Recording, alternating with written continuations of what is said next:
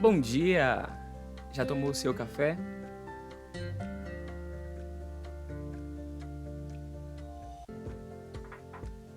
No Curta Palavra de hoje, eu quero convidar você a pensar nisso. O sábio nunca diz tudo o que pensa, mas pensa sempre tudo o que diz. Tudo bem com você? Eu espero que sim. Estou passando hoje aqui para a gente retomar nosso ciclo de leitura do nosso Curta Palavra, sempre de terça a quinta-feira, às 6 horas da manhã.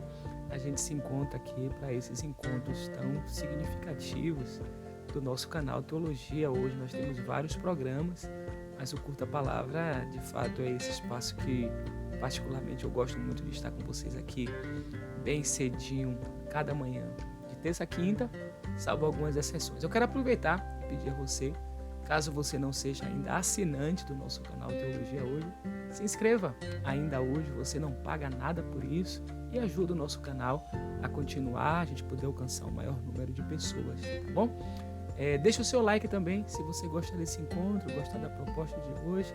O like também ajuda, é uma forma de você ajudar na divulgação do nosso canal. E você pode também compartilhar esse link do encontro de hoje nas suas redes de contato, no Facebook, Telegram, WhatsApp, seus amigos. Então, pelo menos mais uma pessoa que você alcance já vai ser muito especial para o nosso canal aqui, tá bom? Hoje nós vamos iniciar a leitura de mais um livro do Novo Testamento. Na verdade, é uma carta desse conjunto de epístolas do Novo Testamento. Pela primeira vez a gente vai ler aqui a primeira, e o nosso desejo é ler também primeira e segunda cartas de Paulo aos Coríntios. São cartas extensas, a gente vai investir um tempo significativo aqui na leitura, mas eu queria fazer um brevíssimo comentário, a gente não poderia deixar de fazê-lo antes da leitura do primeiro capítulo, sobre essas cartas de Paulo aos Coríntios. É uma comunidade de fato que Paulo teve um carinho muito especial e ele teve um tempo, investiu um tempo com essa comunidade de Corinto, e há indícios de que mais do que essas duas cartas, outras cartas foram escritas para a comunidade em Corinto. Chegou até nós duas cartas. Vocês vão ver nessa carta mesmo, na primeira carta, há uma menção a uma carta anterior.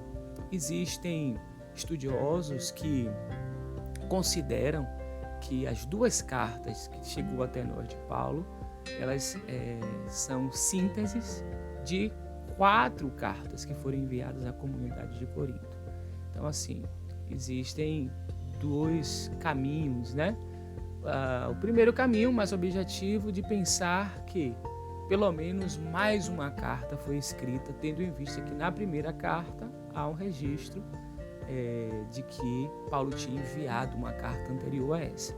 Então, nesse caso, essa primeira carta, de fato, teria se perdido. Essa é a primeira tese. Então, seriam pelo menos 3 cartas. Mas existem alguns dados na segunda carta, que da sua estrutura, da sua formação, que levam a crer que seriam 2 cartas que foram ali reunidas em uma. Então, nesse caso, seriam 4 cartas. Enfim, são possibilidades. Fato é que chegou até nós o que nós conhecemos na tradição cristã, pelo menos desde o século IV, quando o cânon foi fechado, as 2 cartas escritas por Paulo. Então, essas cartas elas estão no leque das cartas que são consideradas cartas autênticas do apóstolo Paulo, ou numa linguagem mais técnica, se você quiser, cartas ortônimas do apóstolo Paulo. Então a gente vai tentar, não é a função do nosso Curta Palavra aqui, a gente trabalhar algumas minúcias do texto e sim estimular a leitura, mas sempre que possível a gente vai fornecer alguma informação, a gente vai ter, se Deus permitir, tempo para isso, tá bom? Então vamos lá, vamos à leitura do primeiro capítulo da carta de Paulo aos Coríntios. Paulo, chamado pela vontade de Deus para ser apóstolo de Cristo Jesus, e o irmão Sóstenes, a igreja de Deus que está em Corinto, aos santificados em Cristo Jesus, chamados para ser santos, com todos os que em todos os lugares invocam o nome de nosso Senhor Jesus Cristo, Senhor deles e nosso. Que a graça e a paz de Deus, nosso Pai, e do Senhor Jesus Cristo estejam com vocês. Sempre dou graças ao meu Deus por vocês, por causa da graça de Deus que foi dada a vocês em Cristo Jesus. Porque em tudo vocês foram enriquecidos nele, em toda a palavra e em todo o conhecimento, assim como o testemunho de Cristo tem sido confirmado em vocês, de maneira que não lhes falta nenhum dom, enquanto aguardam a revelação de nosso Senhor Jesus Cristo. Ele também os confirmará até o fim, para que vocês sejam irrepreensíveis no dia de nosso Senhor Jesus Cristo. Fiel é Deus, pelo qual vocês foram chamados à comunhão de seu Filho Jesus Cristo, nosso Senhor. Irmãos, pelo nome de nosso Senhor Jesus Cristo, peço-lhes que todos estejam de acordo naquilo que falam e que não haja divisões entre vocês. Pelo contrário, que vocês sejam unidos no mesmo modo de pensar e no mesmo propósito. Pois, meus irmãos, fui informado a respeito de vocês por alguns membros da casa de Cloé de que há brigas entre vocês. Refiro-me ao fato de que cada um de vocês dizer: eu sou de Apolo, ou melhor, eu sou de Paulo, eu sou de Apolo, eu sou de Cefas, eu sou de Cristo. Será que Cristo está dividido? Será que Paulo foi crucificado por vocês? Ou será que vocês foram batizados em nome de Paulo? Dou graças a Deus por não ter batizado nenhum de vocês, exceto Crispo e Gaio, para que ninguém diga que vocês foram batizados em meu nome. Batizei também a casa de Estéfanas. Além destes, não me lembro se batizei algum outro. Afinal, Cristo não me enviou para batizar, mas para pregar o Evangelho, não com sabedoria de palavra, para que não se anule a cruz de Cristo. Certamente, a palavra da cruz é loucura para os que se perdem, mas para nós, que somos salvos, ela é poder de Deus, pois está escrito: destruirei a sabedoria dos sábios e aniquilarei a inteligência dos inteligentes. Onde está o sábio? Onde está o escriba? Onde está o questionador deste mundo?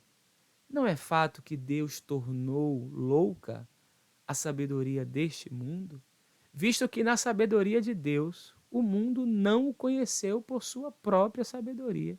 Deus achou por bem salvar os que creem por meio da loucura da pregação, porque os judeus pedem sinais e os gregos buscam sabedoria, mas nós pregamos o Cristo crucificado. Escândalo para os judeus, loucura para os gentios, mas para os que foram chamados, tanto judeus como gregos, Cristo é o poder de Deus e a sabedoria de Deus, porque a loucura de Deus é mais sábia do que a sabedoria humana, e a fraqueza de Deus é mais forte do que a força humana. Irmãos, considerem a vocação de vocês. Não foram chamados muitos sábios segundo a carne, nem muitos poderosos, nem muitos de nobre nascimento. Pelo contrário, Deus escolheu as coisas loucas do mundo para envergonhar os sábios e escolheu as coisas fracas do mundo para envergonhar as fortes. E Deus escolheu as coisas humildes do mundo e as desprezadas, e aquelas que não são, para reduzir a nada as que são, a fim de que ninguém se glorie na presença de Deus. mas vocês são dele, em Cristo Jesus, o qual se tornou para nós, da parte de Deus, sabedoria, justiça, santificação e redenção. Para que, como está escrito, aquele que se gloria, glorie-se no Senhor. Que percepção exemplar de Paulo. Paulo ele teve uma mudança radical, mudança de rota radical. Ele era um religioso, alguém que já tinha uma percepção sobre Deus, que fez com que ele estivesse envolvido em uma série de projetos da religião do seu tempo. Mas houve uma experiência que foi transfiguradora, que mudou radicalmente algumas percepções de Paulo. Ele continuou crendo, assim como a sua tradição, na existência do Deus único e crendo que esse Deus único foi o que criou os céus e a terra. Ele é filho da tradição judaica. Quando você faz a leitura do livro dos Atos, né, que é o segundo volume da mesma obra, Lucas, Atos, ele fala sobre a sua origem da religião judaica enquanto fariseu. Então ele era alguém conhecedor da religião e com algumas percepções a respeito de quem é Deus, de como Deus age e do que Deus quer. Nessa carta, Paulo apresenta inicialmente a sua consciência de que ele foi chamado pela vontade de Deus, não por nenhum critério de aptidão ou de alguma questão que estivesse vinculada à sua herança familiar, aos títulos que ele havia recebido, à sua formação intelectual. Ele reconhece que foi chamado por Deus e pela vontade de Deus para ser apóstolo de Cristo Jesus. E ele fez esse movimento unido com outras pessoas, e ao endereçar essa carta, ele também tem uma consciência de que esse grupo de pessoas que, por exemplo, para a religião a qual Paulo fez parte durante boa parte da sua vida, ele esteve presente nessa religião durante muito tempo, essas pessoas não eram contadas, não faziam parte assim da economia de Javé. E ele diz que esses que estão em Corinto, que nos critérios da religião daquele tempo eram pagãos, não contados, não tinham acesso aos projetos de Deus, eles são chamados, eles são aqueles que foram em Cristo Jesus santificados e que também foram chamados para uma dimensão de vida nova, chamados para serem santos. E ele estende essa bênção para todos que em todos os lugares invocam o nome do nosso Senhor Jesus Cristo. Então, essa carta que a gente vai ver tem muitos elementos pontuais do contexto, daquela cidade, daquela comunidade em Corinto, mas ela também tem um alcance universal, porque ela abençoa todos aqueles que em todos os lugares invocam o nome do Senhor Jesus Cristo. Ele deseja paz a todos eles. Em nome do Deus Pai, ele continua com essa crença no Deus Pai, mas também a crença no Senhor Jesus Cristo, que ele entende que continua presente no meio da igreja. Mas eu quero fazer alguns destaques aqui para esse primeiro encontro não ficar muito longo. A gente vai falar algumas questões, mas vale a pena a gente pontuar alguns aspectos aqui do texto dessa presença de Jesus e das ações de Jesus. E ele entende que Jesus, o Senhor Jesus Cristo, é aquele que confirmará aqueles irmãos até o fim. E que é esse Jesus que dará a capacidade desses irmãos, deles serem irrepreensíveis até o dia do Senhor Jesus Cristo. E aí ele trabalha com essa dupla relação, né?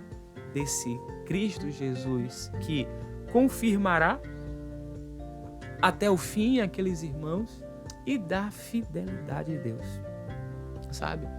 Essas coisas só podem acontecer em qualquer comunidade, na minha vida, na sua vida, no grupo de seguidores e seguidoras de Jesus, porque fiel é Deus.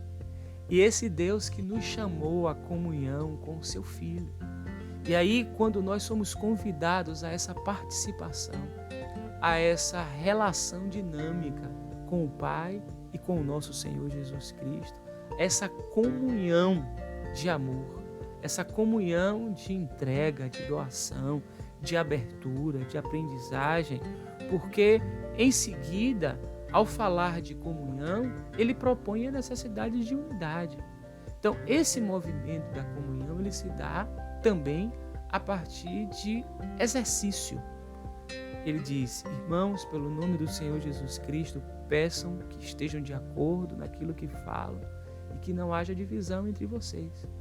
Nós somos chamados a essa comunhão com o Pai, que é fiel, com o nosso Senhor Jesus Cristo, que nos confirmará, para sermos irrepreensíveis, e esse movimento da graça de Deus para que a gente possa ser uma comunidade dele em comunhão, mas a gente pode perder esse foco. Ele fala dessas divisões e de partidos, inclusive o partido de Cristo. Cristo não é para ser tratado assim, né? Porque ele mesmo diz que fazer isso, inclusive dizendo eu sou do partido de Cristo, é dividir a Cristo, dividir esse ideal de comunhão fraterna proposto. Então, entender que há um chamamento para a comunhão e de que há necessidade de um exercício que viabilize isso, uma disposição para viver essa realidade também. E Paulo, ele vai falar dessa graça, dessa poderosa ação amorosa de Deus, que ele chama de graça, esse coração entregue de Deus que nos faz ser esse ato doador que nos faz viver as realidades pensadas por Deus para nós. E que isso não é obra humana, é por isso que ele, falando para uma comunidade, para uma cidade de eruditos, de pessoas com muita sabedoria, ele fala da verdadeira sabedoria que vem da parte de Deus e que não são os instrumentos da nossa capacidade humana que nos tornarão aptos para ter acesso a essa revelação e a desfrutar dos benefícios desse mistério que estava oculto, mas que em Cristo Jesus foi revelado. Então, assim, não é o apoio na sabedoria humana, e como nós falamos na cortinha ontem, não é o desfazimento da sabedoria, porque Deus é o Deus da sabedoria, mas essa sabedoria arrogante, a sabedoria, no final da carta ele vai dizer, citando um outro profeta, ele já citou no versículo 19, o profeta Isaías, e aqui no último versículo do 31, ele cita um outro profeta, o profeta Jeremias, ao dizer que aquele que se gloria, glorie-se no Senhor. O que temos, o que somos, vem dele. A graça fez isso em nós. A graça fez com que aquela comunidade de pessoas que eram vistas pelas religiões oficiais como pagãos, eles foram inseridos nesse projeto de amor, a essa abertura generosa. E isso foi feito não por obra humana, porque para a mente humana a cruz era símbolo da maldição, né? Aquele que foi crucificado era um maldito. Como entender a possibilidade de redenção através da cruz? Só por obra e graça do nosso Senhor Jesus Cristo. Então, para os que foram chamados, tanto judeus como gregos, Cristo, somente Cristo, é o poder de Deus. Cristo é a sabedoria de Deus encarnada. De fato, Aquela experiência que está lá no livro dos Provérbios, né, da personificação da sabedoria, se concretiza em Jesus de fato, nessa encarnação do Verbo. Cristo é a sabedoria de Deus encarnada entre nós. E essa sabedoria, ela se deu na relação com homens, mulheres, com pessoas simples, num lugarejo que não tinha expressividade. E a sabedoria de Deus é isso, que destrói a sabedoria dos sábios, que se julgam melhores, que querem as melhores posições. Cristo, de fato, é a sabedoria de Deus. Cristo é o poder de Deus, porque a loucura de Deus é mais sábia do que a sabedoria humana. E a fraqueza de Deus, aquilo que aparentemente pode parecer fraqueza, é mais forte do que a força humana. Então, louvemos nessa manhã a graça de Deus, louvemos esse ato gerador de vida em Deus que nos enxertou na possibilidade do novo, enquanto as religiões querem julgar e dizer o que somos, o que não somos. É em Cristo, é Cristo que nos valida, é Ele que nos faz ser, e Ele, nós somos dele. Você poderia, e eu também, dizer isso, que Paulo afirmou àqueles irmãos que tinham dúvida, muitas vezes, por situações, por percalços. Vocês são dele, em Cristo Jesus, o qual se tornou para nós, da parte de Deus, sabedoria, justiça, santificação e redenção. Vocês são dele, nós pertencemos a ele, em Cristo Jesus, que se tornou para nós sabedoria, justiça, santificação e redenção. Por essa razão nós oramos nessa manhã, Senhor. Por essa razão nós agradecemos nessa manhã, porque em Cristo nós fomos chamados para o novo. Em Cristo uma nova realidade se abriu para nós. Cristo nos trouxe para perto, nos enxertou nessa família, nesse reino de amor. E nós te louvamos por essa graça de ter revelado esse mistério que estava oculto. Em Cristo houve o desvelamento para que os nossos olhos pudessem ser abertos e nós pudéssemos experimentar o novo, a consciência renovada de que Tu está em nós, que nós estamos em Ti e que nós pertencemos ao Senhor. O Teu servo afirmou no passado e convocou aquela comunidade a afirmar.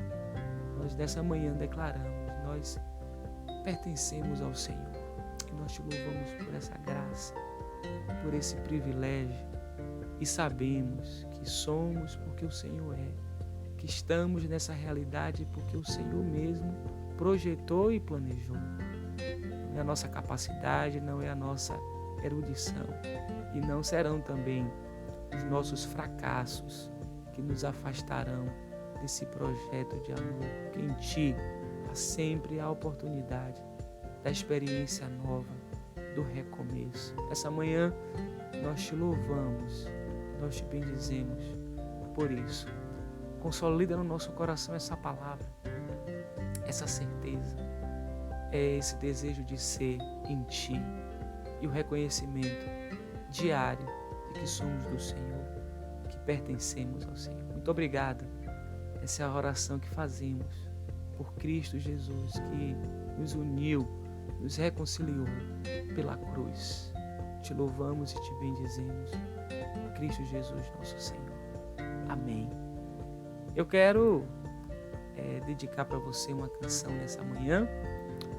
O título é Cruz, interpretada pelo Bigair de Jaime e Marcela Pina. Vou colocar na descrição desse vídeo o link para você ouvir, e já deve ter aparecido um card aí na parte superior para você também clicar e ouvir a música, reler o texto, como a gente sempre sugere aqui, e ser edificado pela palavra e também pela música. Deixe o seu comentário, o que é que você achou aqui do primeiro capítulo da carta de Paulo aos Coríntios. Qual foi o versículo que chamou mais a sua atenção, que falou mais ao seu coração? Coloque aí as suas impressões desse texto, tá bom? Nós temos um site, o endereço é www.teologiahoje.com.br. Passe lá, temos algumas novidades importantes no nosso canal e aos poucos a gente vai estar falando delas aqui também e em outros encontros do nosso canal. Aqui na parte inferior tem a nossa chave Pix, para você que queira e possa ajudar na manutenção do nosso canal. A gente tem desafios aqui de manutenção e muita gente generosa tem nos ajudado. Se você quiser se unir a esse grupo de pessoas que tão bondosamente têm nos ajudado a manter esse nosso trabalho aqui, faça parte dessa rede de cuidado. Desejo a você uma semana muito abençoada, que a bênção do Eterno, que enriquece, que não acrescenta dores, esteja sobre a sua vida, sobre a vida dos seus familiares e dos seus amigos. Essa é a oração que eu faço. Por Cristo Jesus, nosso Senhor. Uma boa semana para você e uma feliz terça-feira.